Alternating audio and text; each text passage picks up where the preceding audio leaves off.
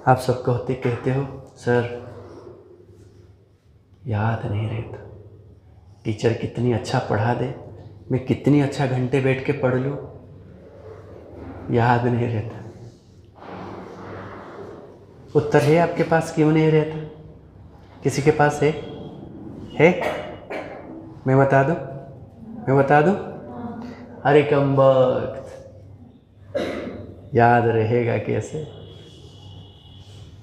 याद में तो कोई और रहता है। आप जानते हो ये और कौन है? सुनोगे?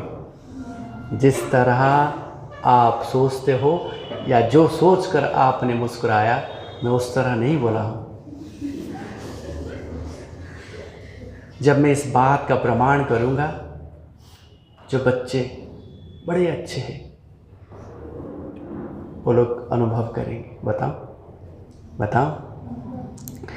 एक आप में से कौन वो लड़की मुझे पता नहीं, लेकिन एक है, माँ उसकी बीमार है, घर में थोड़े पैसे की कमी है, बैठी है क्लासरूम में, आंखें मन जाके माँ के पास, मम्मी तेरी तबीयत कैसी है, तू कैसी है, पापा पैसा सही से लाए कि नहीं, भैया लाया कि नहीं, तेरा कौन ख्याल करता है कि नहीं। कोई ये विचार के साथ बैठता है, पता नहीं कौन बैठता है। अगर आपके साथ ऐसे परिस्थितियां हैं तो इस परिस्थितियों में आप क्लास में रहते हो, लेकिन मन जाके घर में रहता है। सही बताया? ये रहता है। ऐसे लाखों चीज़ों से हम घिरे हुए हैं।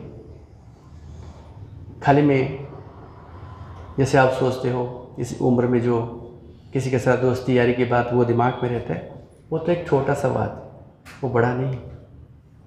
और वो लोग जो ये ख्याल में रहते हैं ना, उनकी ज़िंदगी बड़ा सट होता है। क्योंकि ना मैं एक टॉपिक पढ़ाऊँगा आप सबको, प्रेम और आकर्षण, जो आपके लिए बहुत ज़रूरी है। ये टॉपिक आपको मैं बेटी मानता हूँ, ये बात कोई आपसे नहीं करता, मैं आपसे करके आपको समझाऊँगा आखिर ये आपको कैसे डिस्ट्रैक्ट कर देता है और आप कैसे डिस्ट्रैक्ट हो जाते हैं और कितने ज़िंदगी को बर्बाद कर देता है, ये सारा कहूँगा। ये मैं इसीलिए कहता हूँ, ये कहने की अर्थ है, विज्ञान के साथ कहता हूँ, 1000 वर्ष की परंपरा के साथ कहता हूँ। जब पहले ज़माने में गुरुकुल था, वहाँ 5 साल जब बच्चे को होता था तब उसे घर से भगा देते थे, वो जाके गुरुकुल में पढ़ता था, क्योंकि उनके पीछे उद्देश्य था, ये बच्चा बड़ा होगा अर्जुन बनेगा, ये बच्चा बड़ा होगा कर्ण बनेगा, ये बच्चा बड़ा होगा भीम बनेगा, ये बच्चा बड़ा होगा युधिष्ठिर बनेगा। इसी भावनाओं के साथ उन्हें लेकर गुरुकुल में छोड़ आते थे, इसीलिए ताकि वो परिवार से ना जुड़ा रहे। परिवार का अर्थ दुख, पीड़ा, यातना, धन, संघर्ष, यही सत्य है। अगर आप परिवार के अंदर रहोगे, आप में थोड़ा सा इमोशन डेवलप हो गया है, आप पिता को पिता कहते हो, माता जी को माता कहते हो, उनकी प्यार याद आ जाता है। जब उनकी प्यार याद आ गया तो उनकी दुख में आपको हिस्सा लेना होगा कि नहीं? आप ना चाहो तो भी दिल करता है जाकर पापा के साथ कंधा लगा दूँ। मेरी मम्मी कुछ काम कर रही है, मैं इधर बैठ के टीवी देख रही हूँ, कभी कभी मन करता है ना यार गलत हो रहा है, मैं भी थोड़ा हाथ बटा। करते हो कि नहीं? यही तो मैं आपसे कहना चाहता हूँ। इसीलिए आप जिस कार्य के लिए खुद को समर्पित किए हो, जिस कार्य के लिए खुद को नियुक्त किए हो, उससे आप डाइवर्ट हो जाते हो। इसलिए अगर याद रखना चाहते हो, बाकी सबको भूल जाओ। यह भी एक वाराणसी में स्टोरी हुआ, मैं आपको सुनाता हूँ। एक लड़का था गोविंद बोल के, IAS गोविंद। स्टोरी फिल्म देखा है उसका? देख लेना कभी, गोविंद, IAS गोविंद की स्टोरी। पिताजी रिक्शा वाले थे, ऐसे ही हाल था। पापा को पैर में क्या क्या खराबी हो गया। पापा बोले बेटा तू मेरे को छोड़ दे, नहीं तो तू IAS नहीं बनेगा। उसके गुरु बोले बेटा कुछ दिन के लिए पापा को अपने हाल पे छोड़ देगा, जब तू कल कुछ बन जाएगा पापा को ठीक कर लेगा। और ऐसा हुआ, गोविंद IAS बन गया। देख लेना सिनेमा उसका, IAS गोविंद के, बड़ा मज़ा आएगा आपको, सीख मिल जाएगा। ये कहता हूँ आपसे। अगर आप पहला उसूल, विद्यार्थी जीवन मनुष्य जीवन में सबसे गोल्डन टाइम होता है। मैं कितना भी कोशिश कर लूँ, आज विद्यार्थी नहीं बन पाऊँगा, यहाँ बैठ नहीं पाऊँगा, या मेरी मम्मी या मेरी पापा या मेरी बीवी मेरे को बोलेंगे नहीं सोम बाबू जाओ खाओ खेलो पढ़ो, नहीं बोलेंगे, बोलेंगे जाओ मेहनत करो कमाओ लाओ। राइट? हर पापा का यही हाल है। और आपको कोई नहीं बोलेगा जा बेटा कमा के ला, मैं बोलेंगे बेटा जा पढ़ खा खेल पढ़। ये जीवन आपका है। कुछ कम बच्चे इस जीवन का फ़ायदा ले पाते, बाकी नहीं ले पाते।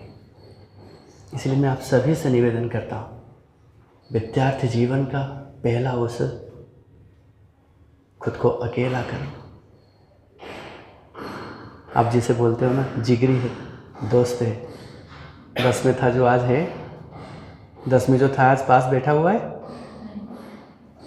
12 के बाद ये भी नहीं बैठेगी, 15 के बाद यानी ग्रेजुएशन के बाद वो भी नहीं बैठेगी।